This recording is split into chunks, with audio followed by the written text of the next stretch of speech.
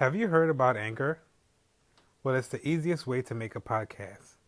Let me explain. First of all, it's free. And there are creation tools that allow you to record and edit your podcast right from your phone or your computer. Anchor will then distribute your podcast so it can be heard on Spotify, Apple Podcasts, and many more. You can make your money from your podcast with no minimum listenership. It's everything you need to make a podcast all in one place. So download the free Anchor app or go to anchor.fm to get started. This music, it became a part of me. Because of that, nobody go sing. Come on. Where do I start? Should I start from the beginning? Chasing all these pretty women. They used to call me a dog. They didn't care about a nigga feelings.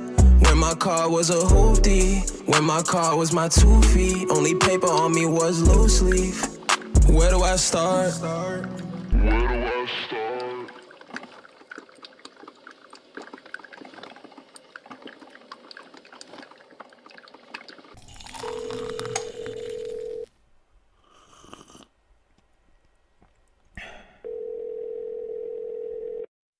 So, guys, man, it's been a while, huh? How you guys been? Well, been good, man. Been good. Just grinding, being a dad, working Shit. hard.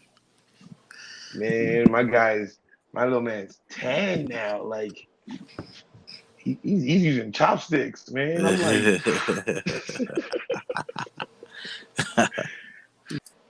Man, que me fait mal qu'on est là, man. Que me fait mal. yeah, man. They just assassinated Jovenel Moise, president of Haiti, Damn, that's sad, bro. on the 7th, man. That's tough. Yo, all the conversations we've been having, he even sent out the links with these people in the streets, and they assassinated him. They died at 63 in his own home. How y'all feel about that, man? It's sad, man. It touches homes. That's the president, you know. It's a tougher feeling when you think to yourself, like, of all people, he would be safe. Well, I guess not nowadays. So I guess we got to see moving forward. What's the solution and what we can do as people, Personally, from a young American, Haitian American looking in on the situation, every time you see things like this happen, don't get me wrong, it's really sad, but it just feels like somebody had a really big agenda to do something to this magnitude. And I feel like this was orchestrated in a sense that they wanted something from him that they couldn't get, so they had to take his life. So right now it's like, let's figure out what's going on, and is there something behind this death that isn't being told? You know what I mean? That's my perspective on it, because it just seems too odd that for them to try to go and assassinate a guy on that level, and there's no discourse, there's no real, like, okay, here's a real story. It's just speculation, And I feel like until hopefully his wife can pull through, because if she pulls through, she could probably give us the real feedback and the real sense of what's really going on. But I think this is deeper than what most people think. This is really deep. Honestly, right now, I feel a great deal of shame because I didn't want us to be the country that has such a bad tag on it like that, where we seem like savages that just assassinated our leaders. Because Haiti has a long history of presidential deaths. Yeah. And it's sad. It's one of those things where there's a difference between presidential deaths and Haiti themselves saying, "Hey, we're tired of you and we want change," compared to, "Hey, we're about to send XYZ and take care of this, take care of that." So that's what makes it frustrating when you don't even know what the truth may be, or how far or deep down the rabbit hole go. Yeah. Yeah, I mean, it started with Jean-Jacques Dessalines. Then we had another assassination, Sylvain Solneve. Then we have another one around like the early 1900s with Leconte. Then he had another one with Jean Velburn. Back again in the 1900s. And now that didn't happen for almost 100 years, and now 100 years later we have Jovenel Moise. But like the propaganda that we're having with Haiti is giving us such a bad name. Like we have to have like we got to make movies and stuff to make Haiti look better now for 100 years, so we don't have that Nah. bad Hold name. on, hold on. Not to cut you off, bro, but that 100 years line. Sad to say, I ran into some fam, and we've been talking and catching up, and the 100 years is only in the books. You know what I mean? That's just what they're telling us. I could put you on with somebody that'll let you know that, it's been perpetuated in the mentality, you know, you know, less than 100 years, sadly. What do you mean? So, let me get my phone. Let me, hold on real quick. He can jump in on the call Jean, and oh yeah. clarify a lot better. Oh, Jean, Hold cool. on, We got hold another on. Jean. Okay. Man, we got Jeans for days. We just gotta track down the last name. Hold on. Let me check. All right. There we go. Jean Laraque. Let me call him. I got you. All right.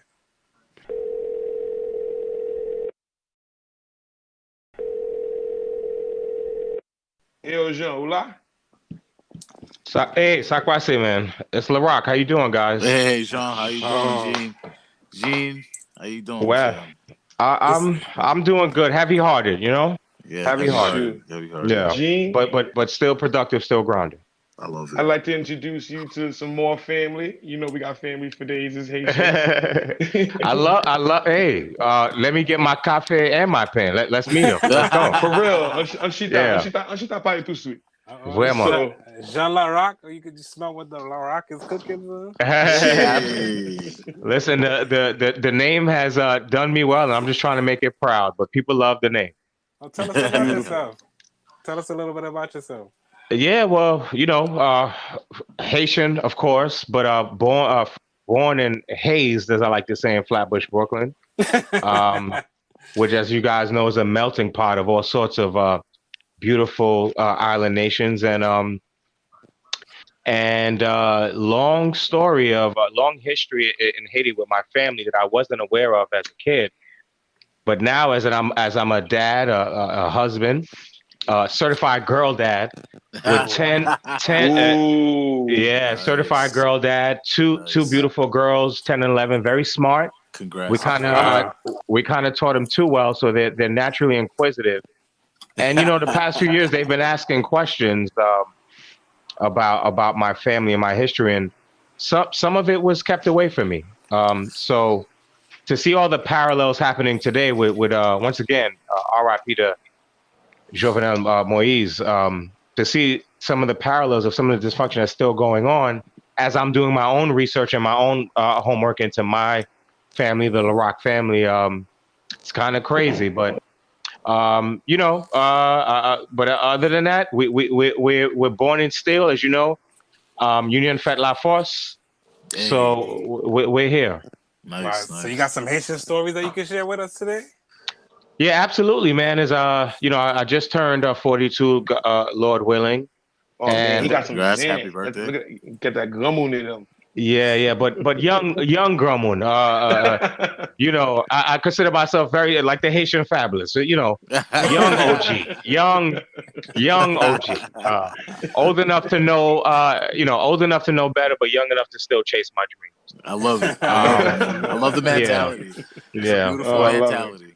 Absolutely. And in that vein, like I said, just watching this straight up dysfunction is just bringing up a lot of demons and memories and some not so good for me. So long story short, my name is Jean Laraque, and many elder Haitians who know the Laraque name know Yvon Laraque, who is part of the Jeune Haiti movement in Haiti, and I believe we're talking 50s, 60s. I could definitely get somebody on in a little bit that can clear up more of the timeline, because I got someone I want you guys to speak to shortly who, man, this brother's been doing his homework, and so he can speak more to fact. Yeah, I knew you might call, so I had somebody, on the sideline that's definitely on the front line. I respect you all day on that, bro. I know we've been going back and forth. I've been chasing you for this story. Once I got a whiff of it, no lie, but I respect you helping out and getting some backup on it. So Yeah, Yeah. man. Put the fam on. Let them know.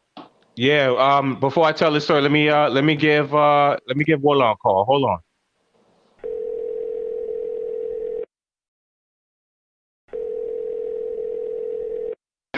Sac passé. Well, long, Hey, what's Wolan. going on? How you What's going on, doing? brothers? How you How doing? you Bonjour, bonjour. doing? Bonjour, bonjour. Welcome. Wolan, thank you for coming on, man. Oh, You know, Haitians Nothing. got to plan a phone conversation. You know how that go. Yep. I was about to say, what are It we seems. interrupting right now? It seems. It seems. Nous It parlons seems to me. François. It actually seems to me we have to plan a lot of things, don't we? Yeah, we Yes, we do. do. Seriously, we do. Yes, we do. Shoot. There's been a lot of things going on, a lot of talk in Haiti. And first of all, let's start off with like kind of like how you guys feel about it, Jean. Let's get your opinion first and see what you think about that so far. Just a little brief synopsis. How do you feel? Sure. Well, the way I feel about it, first and foremost, it's tragic, and it's tragic to hear the feedback not only from Haitians, the Haitian OGs, for lack of a better term, the Haitians, as I always refer to the elders, because their take on it is like, it is what it is. To see where the way the media is kind of dicing it up and throwing narratives there that aren't even real is crazy. And then to see what's happening on the streets, where you literally have everyday people. They calling them gangs. I won't call them that. I kind of try to stay away from labels first, but real live Haitian citizens that say, finally, we want to handle our own business. We want to do things our way, not look to America, not look to other countries, and handle things internally. And they just, I kind of agree with, this is probably the first time that I've seen Haitians agree on one thing, and that's, we don't like anyone coming from anywhere Yeah. assassinating our president, whether we like him or not. That was kind of the sentiments of the what they call the gang leader that spoke out a couple of days ago, was talking about. I agree with him wholeheartedly. I don't know the man. I don't know what he stands for, but I think we all kind of agree with that. So it's crazy all around, and there's parallels to the past. And here we are. Here we are again, looking very crazy on the world stage. Oh yeah, for we sure. Can't even meet our basic needs. We can't even have. Lastly, I just want to say, we can't even really. If someone said, "Yeah, we'll help you," let's say there was a Wakanda for real. Yeah. and T'Challa said, "You know what, Haiti? I want to help you guys." Who would he talk to? That's true. That's right. You got a good point. Well, how do you feel about this? Man, first of all, I'd like to extend my condolences to the Moise family. Absolutely. I mean, coming from a family that was killed as well. I've had an uncle killed. I've had cousins killed the past 50, 55 years. It's really something traumatic that a family has to deal with, especially his wife. And I think I believe he has children, correct? He has a daughter. Yeah, I believe so. Yeah, I believe, right. So it's like that first and foremost is tragic. That's just a lifetime of trauma. Hopefully they will be okay. I agree with Jean Roland. It's insulting on so many levels, right? It's insulting that somebody feels free, no matter how dysfunctional your country is for whatever reason, feels that they can walk in your country, go to your leader's house, the head of state, and kill him. That's just totally insulting. That's to the highest level, right? Not to be rude, but like this is one of the sad parts, and I know it's gonna sound like I'm talking crap, but this is why Haitians need to have pets and dogs, yo. Like the dogs would have been barking. They would have stopped people at the door. Like, you're right. Something. It feels like somebody knew though. But I won't get too. Well, let's see. Let's let Willem finish. For me, I go when I heard the news. It was sad. Obviously, I had all these feelings. Though I was born and raised here. But my parents are from Haiti. Yeah, that's where my parents are from. That's my heritage. This is par for the course. Unfortunately, this is the fourth time it's happened. And I really, really thought about, when I heard the news, I thought about 1957. the 1957 election in Haiti, right? Yeah. François Duvalier ran against others. He also ran against a candidate called Louis Mdejoie, right? And when he won, that family started the legacy of terror, Yeah. which we see today. So it's just sad, and I also think it's an opportunity. It's an opportunity for someone in the government to step up and go, this is enough. Yes, we know what the U.S. has done throughout history. That's not debatable. It's fact. But if we need their help, if they're offering their help, even if we ask for their help, we need to manage and control that as well. We need somebody in the Haitian government to step up and lead. Oh yeah, and for not, sure. And not be afraid. So that's my opinion. If you would catch $1 million right now, well, what you gonna do with it? Oh man, don't ask me that question, bro. Because $1 million, I would have to go on a long vacation. But that's a loaded question. When I come back, I would feel compelled, and I would have to donate to probably the most prosperous organization in Haiti. I don't know what that is. Yeah. I think there are a lot. There's Devoir de la Mémoire. There's so many because the Haitian people need help at this point. They need support, and they need somebody to step up for them. That's true. Ooh, Yeah. I like that, Phil. Right. I like that. That's what's up. I like that. Cool. I ask around. I give everybody a little quick crap just to make sure you giving me the full story. You know what I mean? But wait a minute. I thought you were supposed to give us this juicy Haitian story. I'm sitting on my hands over here. I'm sorry, man. I was testing the backup. You know what I mean? But you want Jean to give the juicy Haitian story or me? Because I'm sure Jean has some juicy Haitian stories. I do. I do. I unfortunately I have a Haitian GI Joe story, and I just need Warren to definitely fill in the blanks with all the great homework and research he's been doing. But yeah, so like I was saying, I am the grandson of Yvon Laraque, one of the members of the Jeune Haiti movement. Like I said, when I was young and I would go to the Haitian communions, you know what I'm talking about, the balls, all the confirmations, all that stuff. All the parties where you learn how to sleep to loud music. Absolutely, and they'd bring you along as well. But for some reason, I would go and you would see an elder come to me like, that's Yvon Laraque's grandson. And I would ask questions, and my grandmother, the great Maud Laraque, would kind of just give me a quick answer to keep me going. But as I finally started to come of age and a little bit, I'd say probably around 12, 13 years old, I asked, and one of my elder uncles said, you know what, enough is enough. Toro Antoine was his name, which was Yvon Laraque's brother, pulled me aside and told me, I need you to know where you're from. I need you to know about Yvon Laraque and what he tried to do for his country. Some of your family agree with it, some don't. But the fact of the matter is, this man literally put his life on the line during the Papa Doc regime. Yvon, as I was told, and then I'd love Woolen to come in and tell some of the historical perspective, but the way I was told was Yvon Laraque was a real, macho man and part of a group of kind of rebels that just crazily stormed into Haiti in the mid to late 60s with a plan to take out Papa Doc. And the plan was flawless, they thought, but it didn't work out. And immediately, Yvon was the first one assassinated and killed. Other men were shot execution style. And Yvon's body was held. And this is kind of where it got crazy, because as I started to do homework in junior high school, I saw my grandfather's body in a history book about dictatorship and crazy stuff in Haiti. And I'm like, what is going on? Now I'm asking more questions.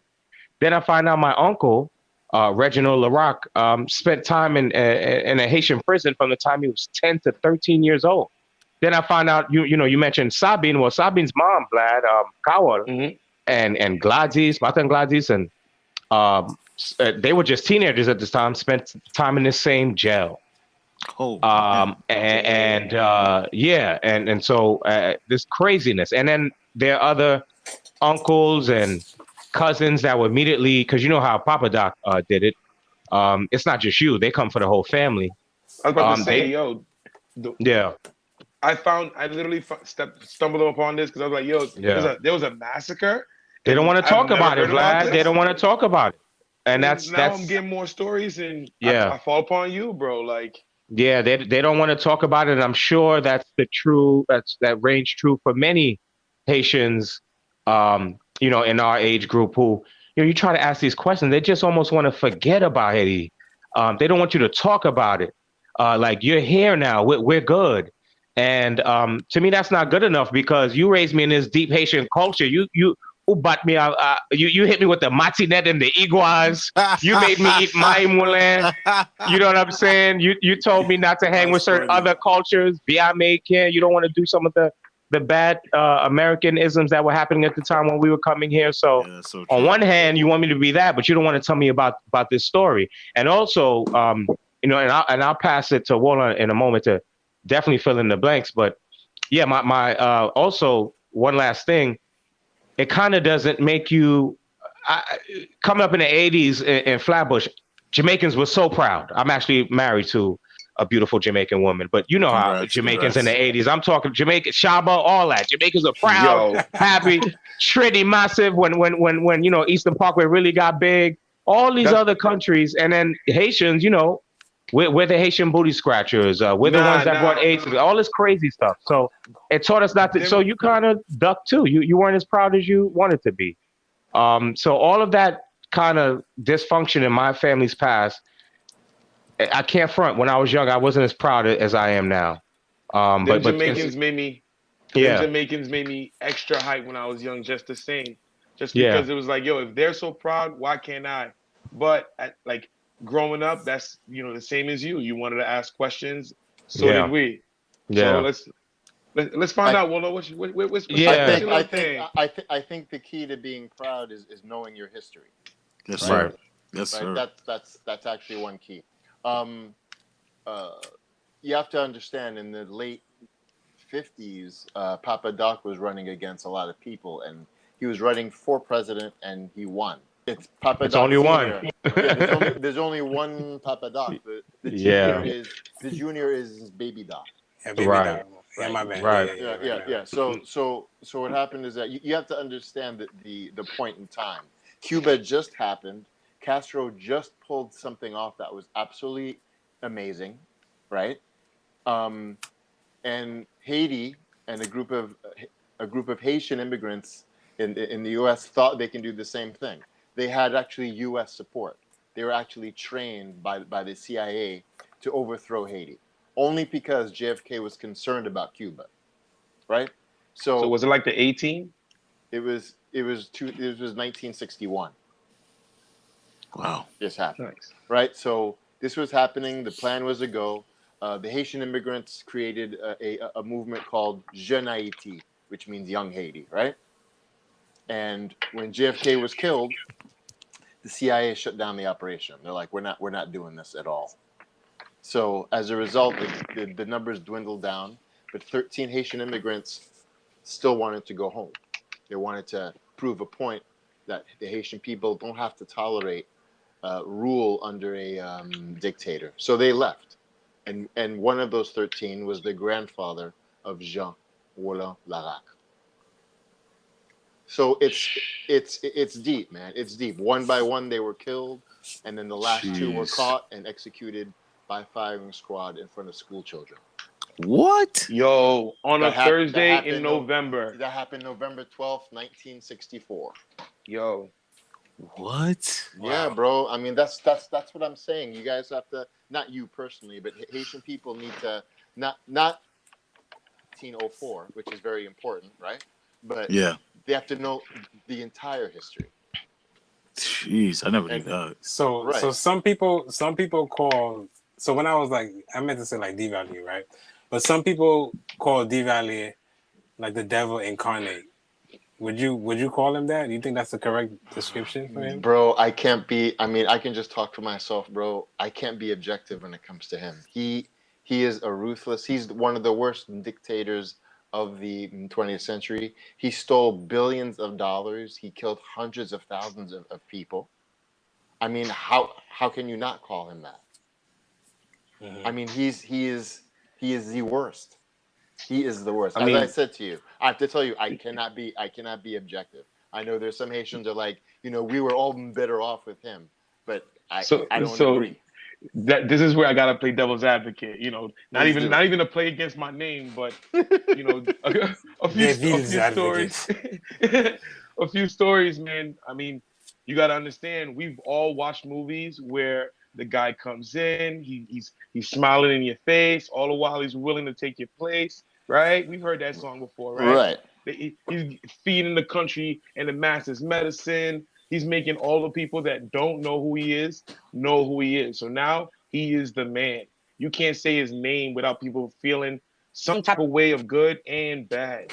Right. So it's like, this guy made me feel great. He healed my great grandmother, and now there's some type of ode of feeling. But at the same time, while he was using all of his good things that he was doing for everybody, he was, putting himself in a position where it's like, listen, now I got everybody saying my name. You can't say nothing without saying my name. My hands are in everything.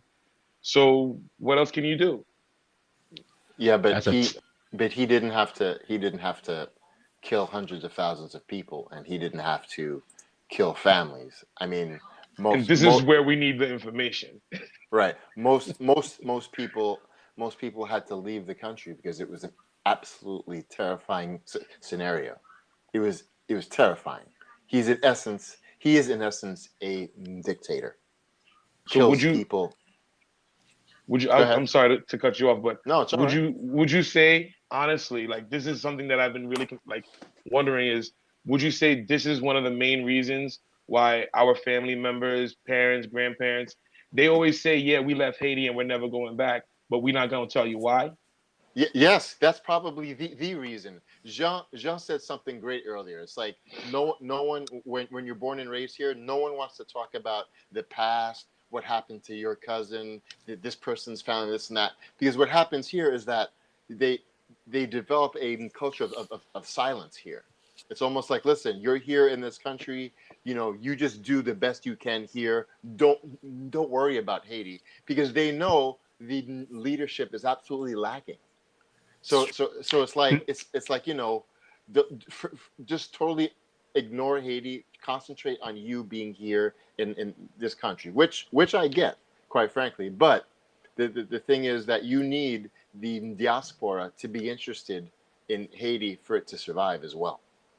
Right. absolutely, and That's true. and there's crazy parallels even from what happened with my uncle to today. So what Walnut is saying is true, but then there's some Haitians that legit in some cases can't really talk about it. In the case of my uncle, his name was changed. So to fast forward the story a little bit, he spends about 3 years in a Haitian jail, and Papa Doc at the time was trying to curry favor with the U.S. And they said, all right, well, we got to see something good from you. You got to show us a good faith, something. Release some political prisoners. So that's how our family was released. But when he was released, my uncle had to change his name. They had to change his name. Thankfully, my great uncle Wolan, who my middle name is after, thankfully knew someone in the embassy, changed his name, send him back. And can you imagine in this case, can they talk about it at this point now? Right, Reginald Laraque under assumed name here in the States, whose father, tried to assassinate Papa Doc, and Papa Doc was alive at the time. So in some cases, they can't talk about it. But to your point, when you're Warlord, really, we can't be denied this history. We have to know, and that's why I'm so proud of you, young brothers, for calling us. And you got, our lines are always open to you.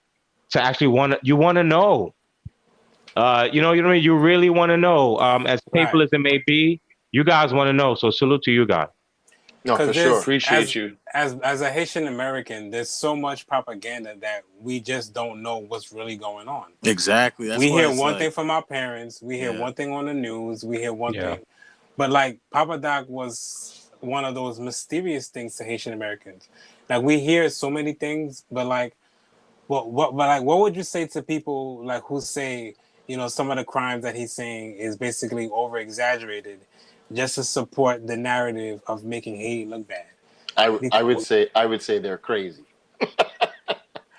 Why? It's facts, bro. It's facts. You know the line Haitians say, "Ou parler te lan kay mwen?" Mhm. You know what I mean? Like, Yeah. how can they say something when you don't even live here, bro? Like, how you gonna talk about when you're not here? Yeah, but I think go ahead. well, okay, what can I interject? I think part of if we want to talk about how America saw him as a figure, Right. sometimes they're like, well, he can't be that bad. He was there for a while. Right. You know, that's like right? Like if he was so bad, you think the US would have let him be there that long, Jean? You know, these fake history buffs who want to actually change the narrative of history to where it's convenient for them. But no, to Wallen's point, he was the devil. My family, I'm a living example of what is done to family, the trauma that we go through to this day, that I go through, that I've had to can you imagine being married? You know, us people with trauma and pain, we marry a lot of times. And then now we got to explain these isms that we have. And it's really not our fault. And I'm still going through it to this day. And can you imagine my uncle, who now lives in South Carolina, Sumter, South Carolina? I always joke, I joke with Wallen because of him. He's the only Haitian in Sumter, South Carolina. They had to change the census for him. He's 0.1 Haitian. Thanks, Reggie. You know, like thanks, Reggie. Now, you know, they gotta count. They gotta count the Haitian. They're Haitians everywhere. Don't ever forget that. They're Haitians. That's right. They're everywhere. We have family in Switzerland. We got family in Switzerland, Wallen. They're Haitian, but they're Haitian. They are. And so just real quick, you know, he's out there and he married an American woman, a Southern woman, and can you imagine the issues he's gone through over the years? So this trauma is real, and we got to be the generation to talk about it. Listen. This is what I see. As I said, I was born and raised here, right? But this is what I see. It's almost like he is the worst. He is the worst leader in history. He is the equivalent of a Hitler, of a Stalin. He is the same, right? He is. Now, Wow. This is what I'm saying. Now, the Haitian people have been browbeaten for so long. They've been deprived for so long that the grandson, who I don't know him personally. I cannot comment on what type of person he is. I don't know him. But this is what I do know. I know that his father and his grandfather killed hundreds of thousands of people and stole millions of dollars from the country. But yet, the grandson, he wants to be president, and they accept him. So what I'm trying to tell you is like it's almost like Hitler's grandson running for president or chancellor in Germany. That's crazy. Off the name alone. Yes. So therefore, as I said, I have to say I don't know him. Maybe he's a great guy. I don't know. I'm just saying. When I hear that's like a knife that's already in my back. Yes. Being turned. You know what I mean? Now, like you can hear the Jason theme in the background. And this is how, and it kind of repeats itself. This is how the trauma repeats itself. He better not. And I would also some easy research that you guys could do if you want to get a picture of the Duvalier family. Check out Papa Doc Duvalier's interviews in the 80s. I believe with Barbara Walters. I could be wrong. No, but not in the 80s. You mean Baby Doc? Yes. Baby Doc. That's what I'm talking about. I'm sorry. My apologies. I meant Baby Doc. Yeah. We don't even got to go to Dad. You want to know how bad Dad was? Look at the son. Mm-hmm. And you can go in the 80s, and it's out there. It's all over. Information. Public information. You can find that, and you can see the craziness. I found that out perpetuated. He got the Guinness World Record for the most extravagant wedding.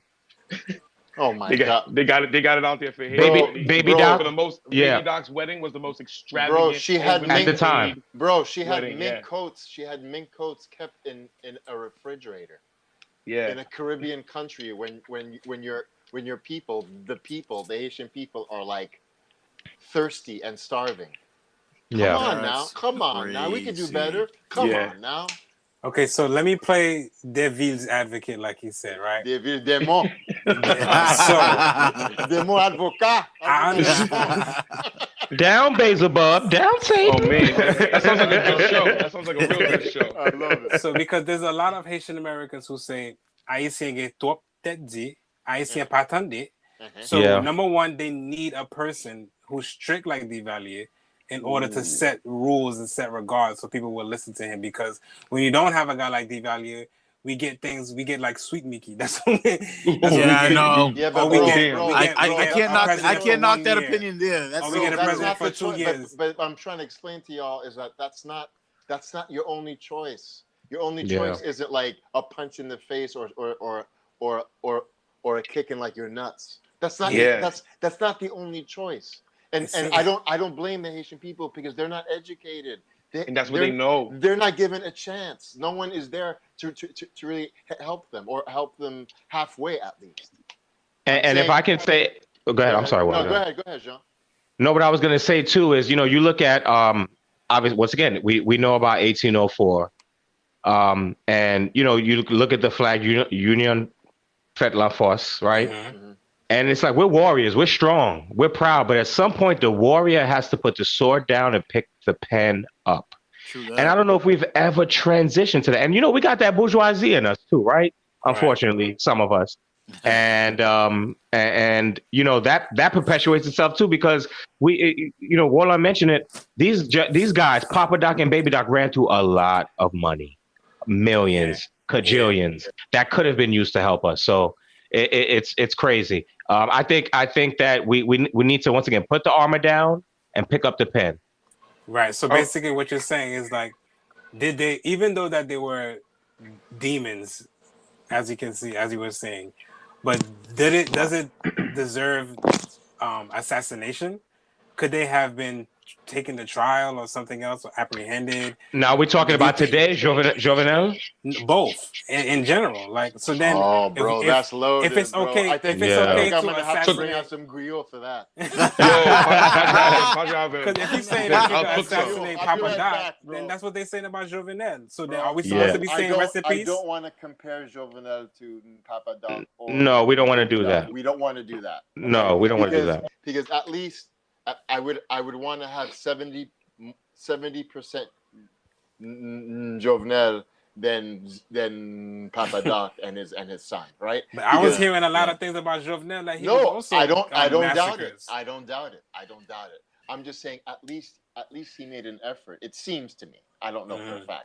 And he was educated. They're different. He wasn't some thug who tried to clean up and put on a suit. This man was educated. And here's the confusing thing for us. To your point, I forgot who said that earlier, but here we are in Boston, in Brooklyn, in Long Island, in Miami, in Haitian, in Switzerland. Haitians are everywhere watching this, and you'll see parade. There were marches for and against Jovenel. There are interviews where there were parades for him. It's like it's just like the U.S., John. Yeah, you're right. You're right. You're right. It's the same. You're right. Yep. It's true. You're right. And then it's the quote unquote gangsters who are like, we're not rocking with any of these guys, right? So, gentlemen. So what I applaud to you and give a quick pause is what are and what can we currently do about it? Because right now we are down to work together, get in touch with each other, and at least have the conversation. So I mean, the question now is we as who, the Haitian diaspora, anyone, even us on this phone call right now. You know what I mean? Having this conversation is a good start. No, I agree, and I actually applaud y'all for like talking about this because it's important. The quick fix for me is you have to join some sort of organization that is legit and like help them. You have to help the Haitian people first, right? Bringing education, job opportunity, something. You have to join something that they can like put together for themselves. Because I mean, like, wouldn't it have been amazing to have vocational education type of deals for kids? Like, Yeah, are we doing something like that? yeah, like STEAM. Do you know about those things? I do actually. And my wife and I, my wife who's an educator, super smart, double masters by 21, graduated high school at 16, all that good stuff. Yeah, probably too smart for me sometimes, if you know what I'm talking about. Mister, you are Yeah. a lucky man. I love it. I'm too lucky sometimes. She got you I'm too washing the lucky dishes, right? sometimes. She got you washing the dishes. She got you cooking sometimes, all that, right? I'm doing. You remember the Eddie Murphy skit, half edgy, like half. I And want we got what's coming everything to is me, 50-50. Eddie. Right. We got to do, and that's fine. And I love I call it passion. I call it a Right. good old fashioned passion. Beautiful. But we a few years ago, we decided to I wouldn't say start, but purchase a STEAM program, which stands for Science, Technology, Engineering, Arts, and Math, called Snapology, and it's an awesome company. Started out of Pittsburgh, almost 15 years ago now, I believe. And shout out to them, salute to them. They were awesome, and we had a great run working with them, and we want to continue some of that work in other ways. But one of the reasons why we got involved with them at the time was when we went to the Discovery Day, because it's a franchise. When you go to Discovery Day and they show you everything, one of the things that they mentioned was they actually donated the program to Haiti. And for me, I was like, oh, we're buying it. We're buying it. And I actually tried to reach out to them in Haiti, and to no avail, unfortunately, because I wanted to send a ton of Lego bricks over to Haiti, because getting back to STEAM, science, technology, engineering, arts, and math, it's really trying to find creative ways through not only play but kinesthetic ways, children to use their hands to do something. Because children learn very fast when they're able to use their hand. Why do you think that an infant can grab any of our smartphones and really within probably a day figure it out? Yo, I get blocked out of my junk all the time. I hate it. So when I think of we did very well with our time with Snapology. But bringing kind of back to Haiti, when I think of the fact that over the majority of the population is under 21, it's a young population. Will pointed out to the ignorance, not to play them, not to state names. We're talking about a real serious lack of education. Right, ignorance is the lack of education. It's not it's not a bad word. It is what it is. We need to get out there. I didn't say that to insult. I know that. Yeah, I know that. Yeah, and I'm just driving that point home. So because of that ignorance, I want to go in. I want to go in and help. I have to tell you, there's an organization called Cafè. Cafè. And this organization is a foundation that brings support to the most vulnerable communities, to help them achieve to achieve autonomy, so they can just stand up. Cafè. You know what I'm saying? Cafè, that's a nice one. And because this guy's been putting out crazy videos. He got me more interested. He's been out there 2-3 times over the past 2 years. So I'm like, what? Like we traveling that far all the way up there in the COVID times? Like, he actually went to question mark. He actually went to Jeremy, didn't he? He did. Yeah. So I'm like, look at that. It really like put that fire on, and on top of that, I'm like, damn, nothing's ever translated into Creole. Like why don't we have something in Creole? If we talk all this boost, this grandeur about ourselves, why are we not translating it for ourselves so our kids can practice it? They can watch Minecraft videos in Creole for once. Like, go ahead, watch it all day. Listen, we all know Haiti is filled with people who have talents and skills in many areas, just like all the countries in the world, right? True. So it's important for us to support an organization that can help these communities and attain like goals in health, education, and all these things. That's the important thing. So my advice to everybody who's listening, and to all y'all and me included, is that you just need to connect with a company that is legit, and just support. It just starts with like one step. Yeah, it does. And you know, if I can piggyback off of Wallen said, that's kind of the short term thing that we need to do right away. But when I think about the short to long term, uh, Haitians, all of us, are waiting to be marshaled. We're waiting for our marching orders to Hmm. help. For real. And you know, and I love Wyclef Jean. I love Naomi Osaka. I love Garcelle Bouvier, and all some of the other Haitian poets and artists and such that have come along. We need them too.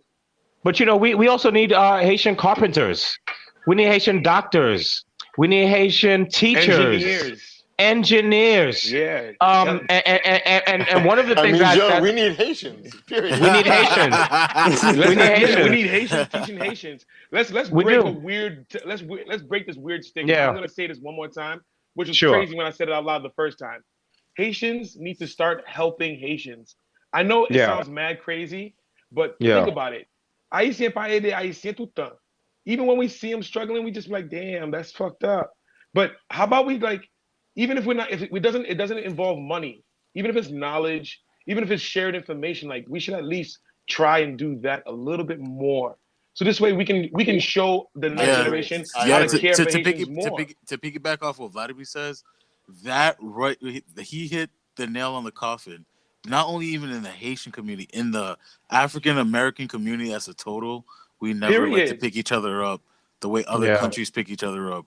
We always putting each other down in some sense, and we never you never can get it together in that sense of coming together and being a unit. Okay, Don't Bob. even get me started on the internal thing that we're seeing with, you know, a movement, foundational Black Americans. I don't know if you hear this term being put out there a lot, What? but foundational Black Americans. Yeah, these are Go Black on. Americans that were, you know, from the South, kind of you know, their ancestors, in terms of here in the States, and they Uh-huh. feel that's different than kind of the Caribbean, you know, Black folks, who sometimes they feel come over here and think they're better than them. Do you understand? Kind of So black so the I'm not talking Americanized smack. Black folks that feel like, you know, sometimes, and we do sometimes, we do come over and we think we're a little better, right?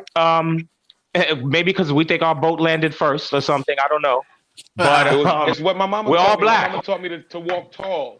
Yeah, I'm I sorry if it think was what it rough, if it is feels different. I think what it Yeah. is, we like in Haiti, you know, like how we come from. Some kids go to private school and such. yeah, I think as Haitians, we feel like our education, in some senses, of some people, is a little bit higher than other places. I think that's a huge thing too. Okay, but I have to chime in, bro. I wouldn't be. I have to be fair. Oh yeah, of course.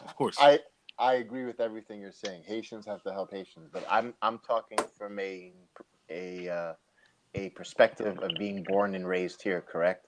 And yeah, I'm lighter than most Haitians, right? Yeah. yeah. And when I tried to sort of ingratiate myself in the Haitian community, they wouldn't accept me because of my shade. Really? Yes. Yeah, and That's a that, see? surprise because Haitians love Guimel. True. I get you. You're right. You're right. That's just to have more gmail. I'm sorry, I dropped that bomb. I love it. So he got all the women, but he didn't get all the men. Then. Oh man. He's not. He's. I'm saying this. Let him finish. What? Let him finish. Go ahead. No, Jean. No, what I was gonna say was, Go ahead, John. Go ahead. what I was gonna say, for sure, I can definitely vouch for Wall on this.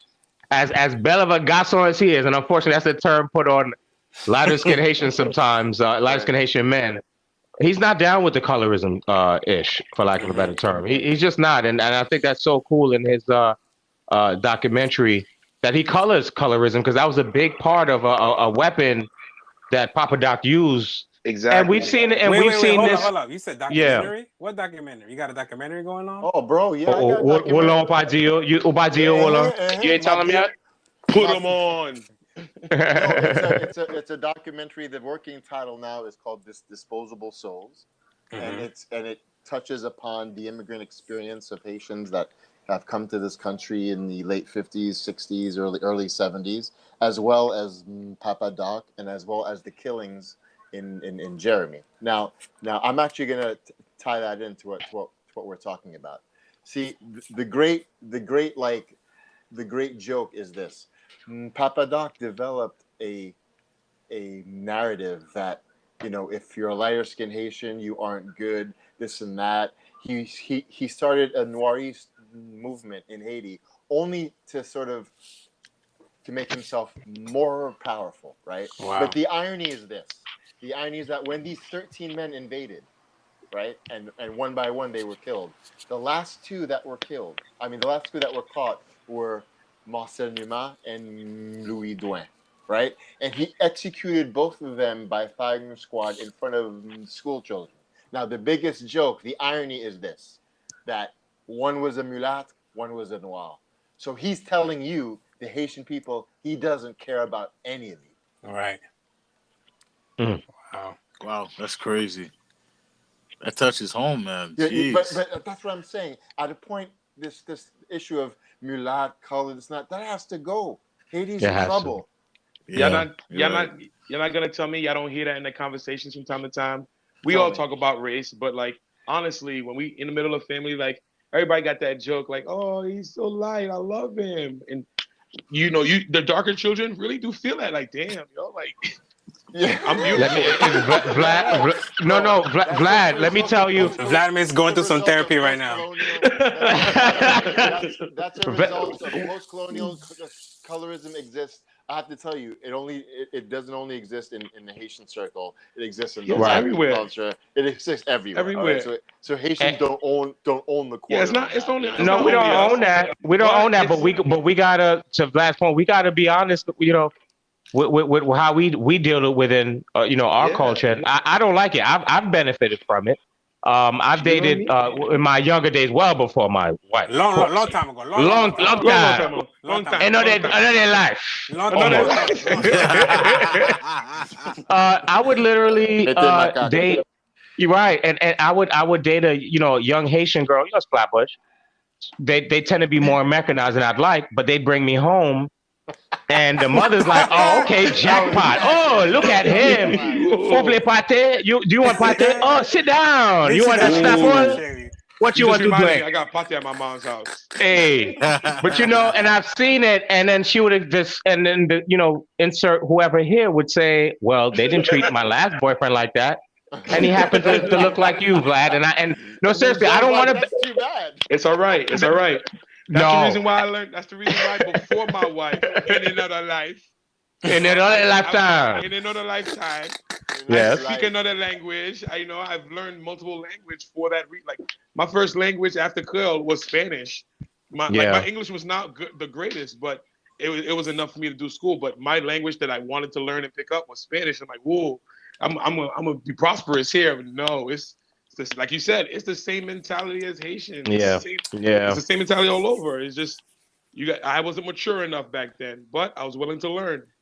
I try to break it, and of course, I marry a Jamaican woman, half Jamaican, half Asian, but still, so like, oh, really? He got Jenny Ike over there. He got Jenny Ike. Come on. She's beautiful, but you know what? Just like she's as down as me. That's what I love about it. We don't, we're the first to kind of, anytime that comes to us, we bat it down immediately. The first thing that comes to mind is how crazy is that chicken? Is it jerk Asian chicken? Like, is there extra chicken? Now y'all start talking about food. Now I'm hungry, bro. Listen. That's what it is. I'm curious. Listen, when it comes to interracial, it's all about food for me. I don't even see like this. No, what food you mess with? What it is? So let me tell you something. So we can't front on Ice here. We can't front on our Jamaican brothers and sisters as far as meat. I debate their rice. Their rice is a little. Okay. I'm just saying. I'm just saying. All right, the only culture that rivals the Haitian rice, I'm sorry, that comes close, because I think Haitian rice is the best. But the only culture that rivals it, the only culture that comes close to it, I gotta say. Let's hear it. Cuban rice is good. I'm sorry. I got Cuban. I got to rub on Cuban. All right, guys. I got to chime in on this one. Because every time we end our segment, we end it on food, and I got to say the only culture out of trying all foods, Arab and all, after trying everything, The only culture that comes close to us is Brazilian food. Yes. Their sauce hits, bro. Let's go back to Cuba. Guys, I'm telling you, believe in me, John. Stein's on believe something. in me, John. I'm telling you. Yeah, I'm listening. I've eaten at most restaurants in most cultures. Indian, Cuban. Yeah. I've tried most of it, and the Brazilians is the closest. Yeah, but let me tell you. But they can't stop us. They're very meat heavy. Yeah. But all in all, in my conclusion, there's no way that can touch Haitian rice. No, Haitian rice is the best. Haitian rice is the best. It's unrivaled. Unrivaled. We all agree Haitian is number one. Christmas, guys, Christmas at the Laraque house with the Haitian rice and the Haitian kind of appetizers with the jerk chicken and the oxtail. It's like the best of both worlds. Jean, be careful. We'll show up, bro. For real. Listen, you know us. You better bring me some babaku, man. Listen, don't play me. I got my bottle. You need an 8-star or 5? Only the best. Only the best. So on that note, let's end it on something fun. Okay. Yes. Beautiful. Let's play a game called Pickles or No Pickles. Oh wow. So each person is gonna take a turn. To say a food. You could say any food, and then the rest of the guys are gonna say whether they put pickles on it or not. Okay. Any food. Any food. Like any food. Any food. Okay. Spaghetti. Wait, which kind of spaghetti? Because I'm talking about spaghetti. Haitian spaghetti. I was gonna say yes. No. I have to chime in. No pickles, because I know if it's Haitian spaghetti, he already got it. There'll be some other. There'll be some other sauce. Yeah, I gotta go with you with that on that one. I agree. I was gonna say it's already piqué. It's already. I don't like pickles in my Haitian spaghetti. I agree with him on that one for sure. Shout out pickles for me, definitely. Shout out to my Italian brothers and sisters, because they make a spaghetti with that's very spicy with a spicy sauce. I forgot exactly what it's called. Fra Diavolo, I could be wrong. Sometimes they be putting that spice in the noodles, yo. In the noodles. Shout out to my Italian sisters, because most of them are fine. Yeah. By the way, with the curly hair. By the way, but yes, pickles on the spaghetti. Yes, for sure. Pickles on the spaghetti for sure. Yeah. Let's see who's next. Okay, I'm next. Let me give you one. Jerk chicken. Yes. No pickles. No pickles. No. On jerk chicken, you don't need the pickles, to be honest. That joint gonna be hot already. No way. You don't need it. I would say it depends. Put the coleslaw, not the sauce. I'd put the coleslaw on, but not the sauce, because I like the crunch. You know what I mean? But I don't mind dripping sweat while I'm eating. Like, just don't look at me. Well, it depends. If you get the jerk chicken from some chain restaurant that say they make jerk chicken, I'll take the pickles. That's what I'm saying. But if it's from a straight up Lord of Mercy Jamaican, no thanks. Hell no. No, bro, I can't. Yeah, no thanks. You said a lot of mercy. I can't put pickles on jerk chicken, bro. Yeah, if it's a backyard barbecue jerk, I'm not touching that. Nah, out the barrel, Vlad, out the barrel, the way they make it. No, I have a Haitian dilemma now. I'm actually gonna throw one at y'all. Ready? Okay. You have plain white rice. You can only choose one. Pois or pickles? Pickles. See, already. I'm sorry. Pickles. I don't mess with pois on my rice like that. Pois all day, every day. I'm dying by pois. Listen. I'll gladly admit, my mom spoiled me. All right, I get my pois on the side with sauce and the pickles in the pois on the side. Of course you did. Of course you did. Touch my rice.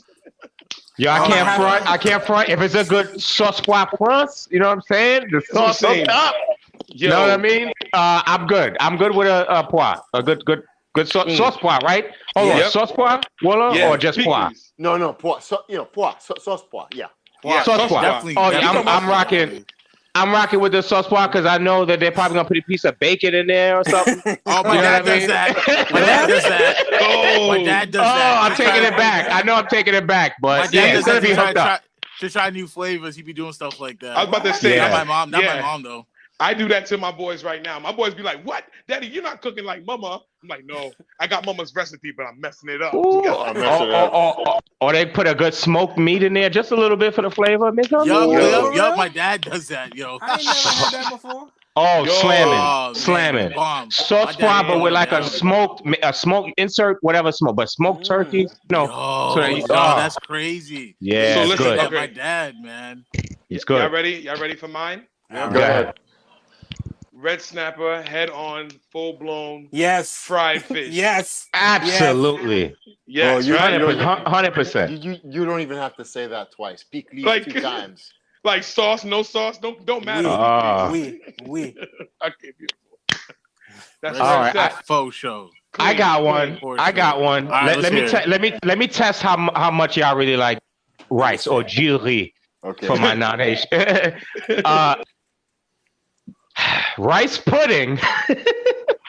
Rice pudding. No. You know how the Haitians make the rice pudding? Yeah. Please. Listen. I can't eat it without pickles. Listen, I'm bugging. Hey, you get sweet and salty. You get the sweet and salty though. No. Listen right now. Listen. Okay, I'm gonna tell y'all a real sensitive secret, right? Yeah. Mama used to rock a ill rice pudding literally like twice a month. If I don't get there before my Uncle Silvio, it's gone. You feel me? Rice pudding is slamming. And she would set me up, and yes, I'm gonna tell you, it is with pickles because it would be with cassave, mamba, and pickles, and I would have my rice pudding bowl, and I would smash on them at the same time. They damn sure did used to do that. They used to put Pima and the cassave. Yeah, that's right. And that's where I rock my pickles on there, and I would still smash my small bowl of rice pudding because sometimes I'll get there too late. But that, I'm with it. Okay, check it out. Now, we're all Haitian. We have the Haitian background, whatever. What very Haitian dish don't you like? Mamoulet. Oh, that's a tough one. Mamoulet. Easy for me. Mamoulet all day. How many times I gotta say? I love mamoulet with a little bit of fish on the side. Yeah, I like avocado. With pickles. I'm sorry. I like it now with pickles. Sorry. But check it out. Tell me what very Haitian dish don't you like? That you don't like. I gotta think about this. I can't stand. Go ahead, Warren. I'll tell you mine's after. Go ahead. Mine is maïs. What? Maïs. Really? I cannot stand maïs, bro. What? See, most Haitians, when I tell them that, they're like, "What? Are you out of your mind?" I'm like, I cannot stand maïs. I cannot stand it. Now you talking like mamoulet, right? Like that. Yes. Yeah. Mamoulet. Yeah. Oh no. Ooh. Yeah, you know what the thing about mamoulet is, guys? Like it would have to be the perfect sauce, the perfect. So you know what I mean? The perfect makes it with zaboka on the side. With the it's gotta be. Yeah. But I'll never finish it. Yeah. No. It's essentially grits, though, right, guys? It's basically grits, right? No, it's not. It's a heavier version. It's like a dinner. Yeah, bro. Corn and like hominy. That shit is like a cake. No. Yeah, when you don't eat it. No, but when you don't eat it. But what I'm saying is that you have to cut it. You have to cut it into a square and then put some shit. I cannot stand my moolah. I cannot stand that, bro. Oh, I love it, man. That's my kryptonite too. I'll give you mine. Man, I just had it in my head. How do you say okra again in Kalalu? Kalalu. How can I forget that? I can't stand kalalu. That sliminess.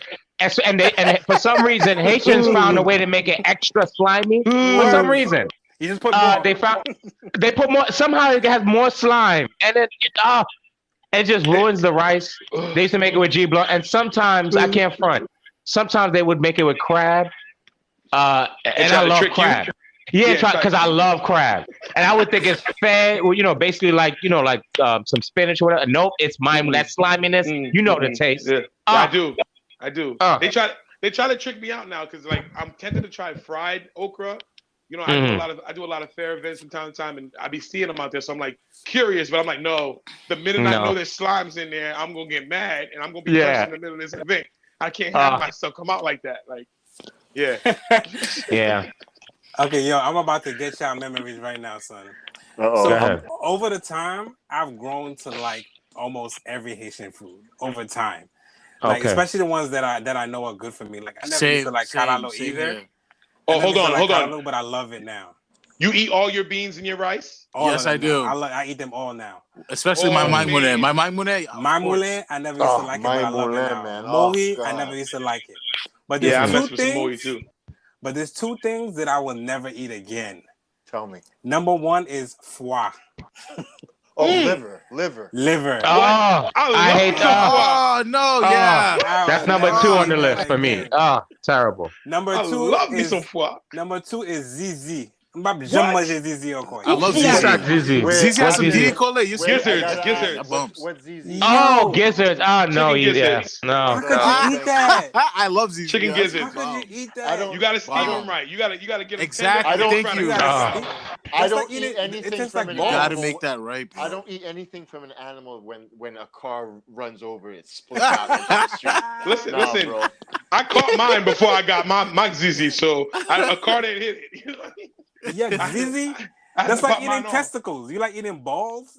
No, thank you. Listen, we've had chitlins, right? I'm sure we didn't know, but now that I've learned, I'm gonna try my best not to make it taste like balls. Gentlemen, none for me, thanks. I'm driving. Okay, I'm good. I'll pass. That's good to know. I didn't know that. Ask y'all, what I'm not gonna lie, I didn't know that.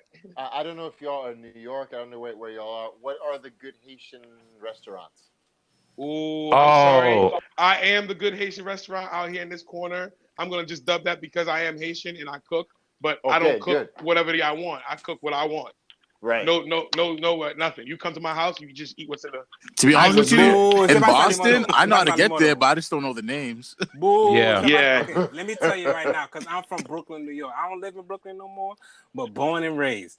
If you want to go to a Haitian spot, you got to go to Yo-Yo Fritai. Yo-Yo Fritai on Clarendon? Anywhere. They got wait. Yo-Yo Fritai, where is that? They got one on Church. Yeah. Okay, they're chained now. But let me they're chained now. It's serious chain. They're chained though. They got one on Church. But let me tell you, they got one called Taste of Haiti or Taste of Creole. There's a Haitian restaurant on Flatbush and Avenue J, right across the street from like a Clean Right laundromat. Right by the B41 bus stop. Hold up. I can see clouds pulling back like the Simpsons. I think they call it Taste of Creole. Well, here are my 2. My go-to in Brooklyn is Cal's on a Church close to New York.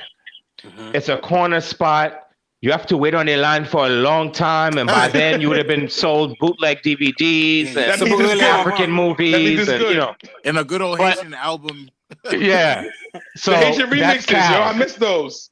But I can't front in Queens. Walla, I don't know if you've been there, and shame on you if you haven't. Good taste, hands down. Good taste. Good taste. Bro. And these are some great Haitian family. You know, I love it when the whole family's working together on the business. They do their thing. They keep it simple, because that's where we mess up with Haitian restaurants, right?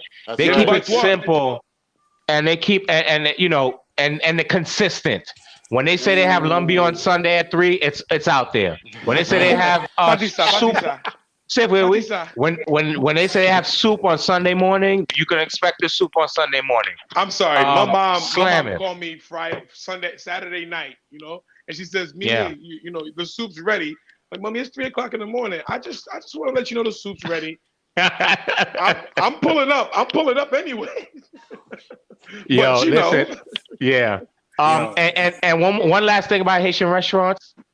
Well, another travesty is that we don't have a real good sit down one that I'm aware of.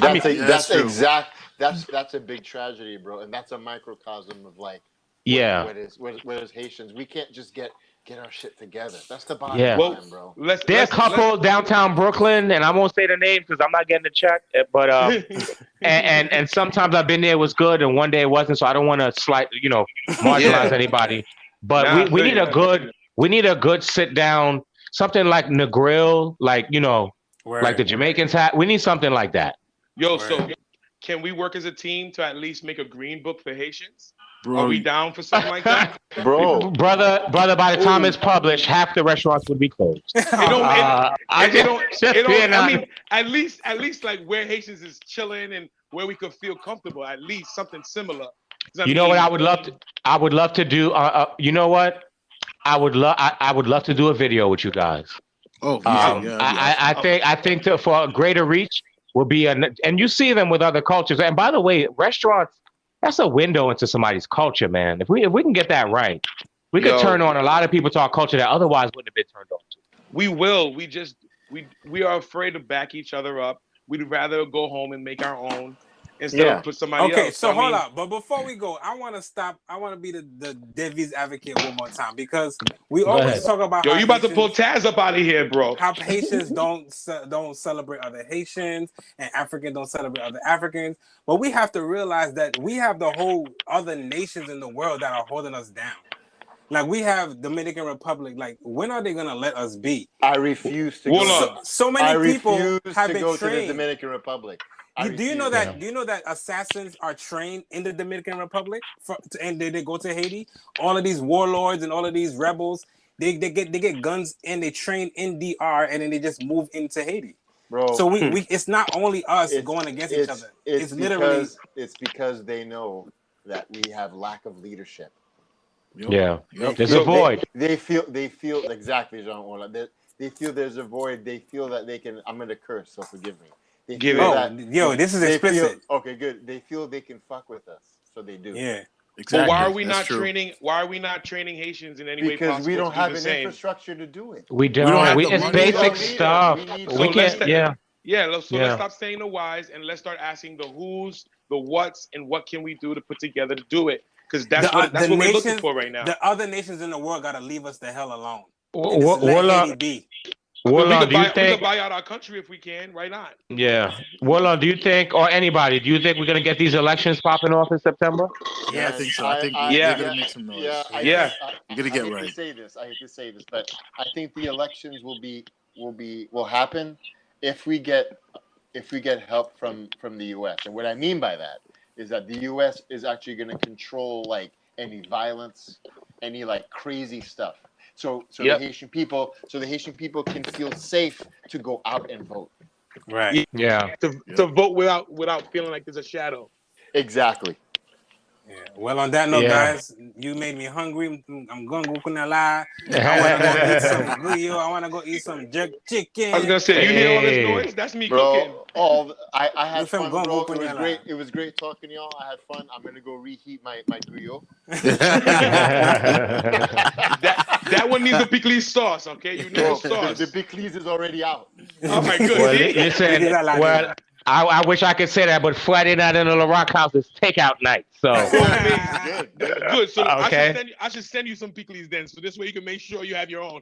Listen, hey, I'm about to have Chick-fil-A and pickles. How about that?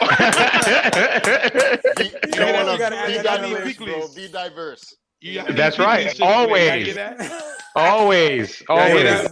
We about to make a Cafè à pain pickles batch just for y'all Chick-fil-A. Yeah. Listen, my brothers, it's been real. Cafè à pain.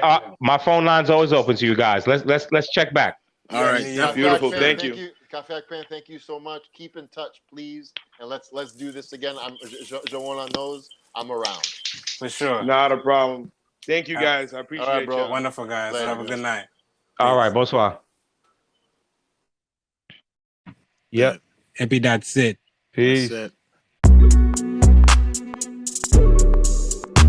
do I start? Come on. Where do I start? Where do I start? Where do I start?